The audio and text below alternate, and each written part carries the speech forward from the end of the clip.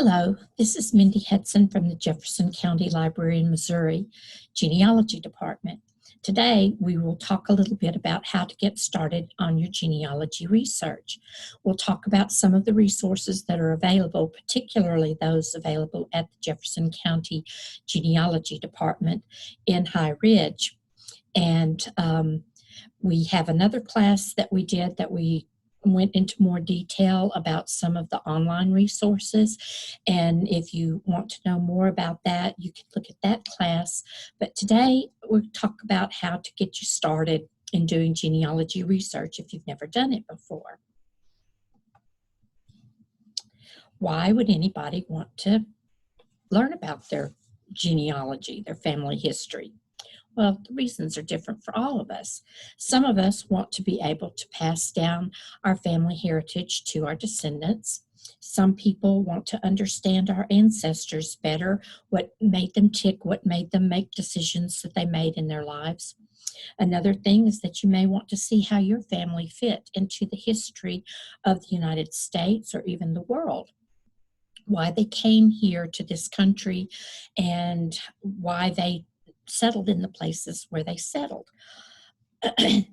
My reasoning, I'll tell you about in a moment, but to get started, the first thing you need to do is to write down what you already know about your family. Talk to your family and find out what they know.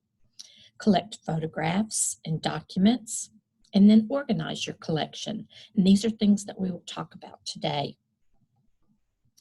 When I was a small child, my grandmother came to live with us. She had a stroke and had lost her current memory, but she had very, very strong memories from the time of her life before the stroke.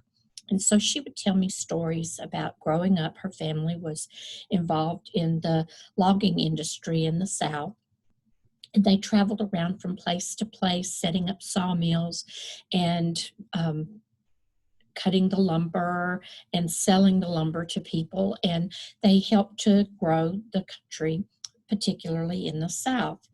And they had large families, and they all tended to travel together, and they were very interesting stories. Of course, I loved my grandmother very much, and I wanted to preserve her memory. And so some of the things that I did as a child was I got a cassette recorder and I tape recorded her telling some of the stories and singing some of the songs. Most people don't do that. Most of the time when you get started, you're probably into your midlife or sometimes even elderly. And all of the people that you talked to or that knew the stories, they may be gone, but there are still ways to be able to find these stories. So the first thing that we're going to talk about is to talk to your family to find out what they know. Remember family stories that your parents or grandparents told you when you were growing up? Write down what you remember about them. Sometimes those stories will have clues that will help you break through a brick wall that you may end up coming across in your research. Beware that some of the stories may not always be true. Some of them may have things about them that are true and then things about them that aren't true. Different people have different reasons for telling the stories the way that they do. So what you have to do is once you begin your research, you have to measure the story that you've heard against the documentation and the evidence. So being a genealogist is kind of like being a detective, and it's a lot of fun to put the information together. Usually the stories that you hear may have a grain of truth to it. For instance, my great aunt Emma was very, very detailed in lots of the stories that she remembered growing up. She lived to be into her 90s, and much of what she told me was true, but she believed that her grandfather was born in Ireland and came over to the U.S. from Ireland.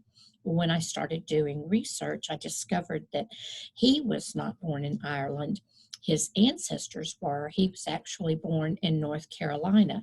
And it took me a long time to understand that she could be mistaken, and she may have heard the story that our family came from Ireland and just assumed that her grandfather came from Ireland. She never knew him.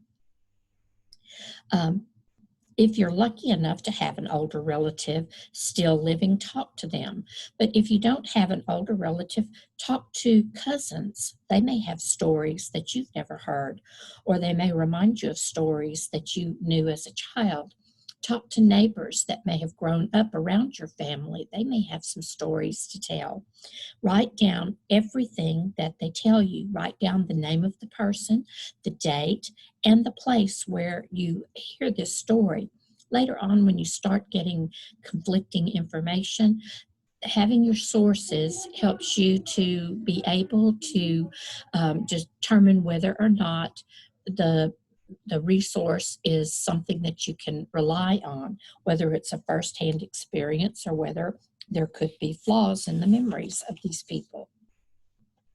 The next thing is that you write down what you know. You begin with yourself and you write information about yourself in this area here. Your birth date, the place you were born, if you're married, and of course, if you're writing about yourself, you're probably not going to have a death date, but these are things that you can write down. Over here, you would write your father's name and his information.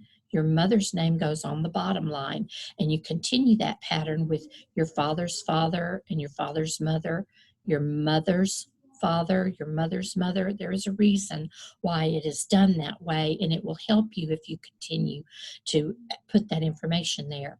I suggest that you write this information in pencil, even if you don't know all the information, if you just know a general idea about they were born about the 1930s or the 1900s, or if you don't know the exact place where they were born, if you know the state or the county, you could put that down there. But later on, when you start finding documents that will tell you the actual information that you need, you may want to change some of the information that you had down there.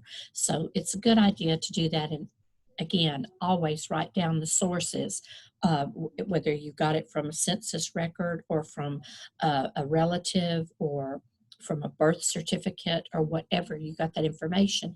Be sure to write down your sources. Start with yourself and work backwards. Now, this is more like a skeleton, this kind of information. This gives you just the backbone of your genealogy. The next thing is that you're going to want to do a family group sheet, and you do one of these for each family group. So you would have one for your parents, one for your maternal grandparents, one for your paternal grandparents, and so on. And you put more information on this sheet because sometimes when you run into problems, if you can't find a particular person that you're looking for, sometimes the names of brothers and sisters will help you. A lot of times, if you have a grandparent that you've lost track of in the census, you may find them living at one of the siblings' houses. So that's always important. When I started out, I didn't think it was important to have the siblings, and now I understand it's very important to trace out the siblings too. Even if you're just tracing it a little bit, it will help you to find information about your family. The next thing you're going to want to do is collect photographs and documents, newspaper clippings, Bible records, written histories of your family. All of these things will help you piece together the story. There are clues in everything from the photographs to the actual documents, the obituaries. There may be names of siblings in the obituaries or parents that will help you with your research. This is all photographs of my father, who is deceased, but seeing the picture that he was in the service would give me a clue, would give me a clue that I need to look for military records for him. And you can tell by the uniform that he's wearing what branch of service that he may have served. So these are things that will help you with put your story together. Next, you're going to be looking for documents, things like census records, vital records, court records, cemetery records, newspaper articles, photographs. Some of these resources can be located directly at the repository where they are stored, but more and more are becoming digitally available online at different places such as genealogy websites or local libraries. And some of these are, you have to pay a subscription to, but some are free for you to be able to look up. Again, the other class that I taught about the online resources will give you more information about what's available. If your family came from a distant place, sometimes you could contact that library or genealogical society, and they might be able to help you to locate documents about your family. So these are some things that are available to you that you can work from home or at the library when we're open again. There are always conflicts in records, memories, and information. There will always be brick walls to overcome, and there's inevitably going to be shocking information and surprises if you dig enough. You have to be ready for those things. And don't fall in love with the spelling of a name. Even if you are absolutely certain your family always spelled their name S-M-I-T-H, the person who is writing the document may not. A lot of times people were illiterate. They did not know how to spell their name, or if they came from another country, they might not speak English, and the person writing down the information may have written it down according to what they were hearing. Dates and locations can be in conflict, and of course the surprises that you come across. In my research, specifically on my father's side, I discovered he had a brother that we did not know about. So be prepared for those kinds of things. People are people, and it does happen. And especially with DNA now, you never know what you're going to uncover. Okay, so at the Jefferson County Library Northwest Branch, we have quite a number of resources that are available, not only local resources, but worldwide. And so the items available cover a wide variety of resources to meet the needs of both the casual and the experienced researcher. The department has many different resources, including books and CDs, maps, microfilm, magazines. The main emphasis on Missouri and its counties. However, there are many resources for other states and countries as well. Items in the genealogy department are reference materials. They may not be checked out. However, we do have a small circulating collection, and if there's something that you want to have a copy of, we do have access to copy machines, so you can copy information. Some of our online resources include Ancestry, the library edition. This is free to our patrons. With your library card, you do have to be present in the library to be able to access Ancestry. They do not allow for remote access. Some libraries did have it at the beginning of the COVID quarantine, but our library was not able to offer that.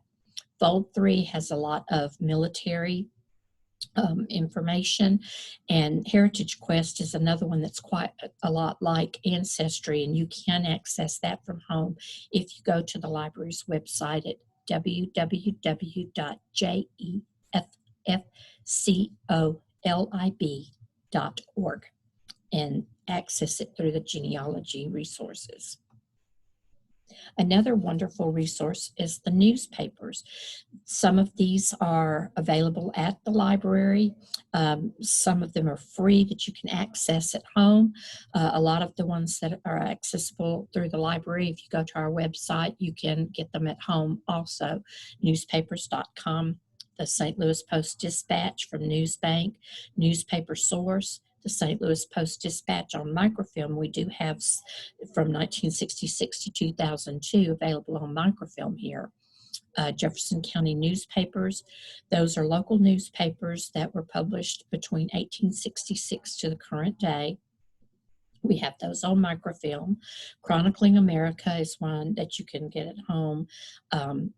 That you go directly to their website.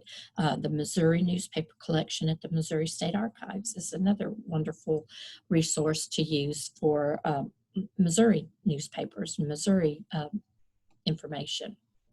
There are other resources that we have here at the library. We have maps, city directories, local vertical files, local photographs, documents and artifacts, CDs, and much, much more. We do have an archival collection that we are building all the time. If you have family ties to Jefferson County and you are wondering what to do with your archival type things, if your family is not interested in keeping it or you want to make it available for other researchers, we do accept the donations for Jefferson County materials, and we keep them here and make them available to the public from now on. We also have a database on our website called Past Perfect that we are constantly trying to get all of that put online so that you can look up to see what types of things we have here.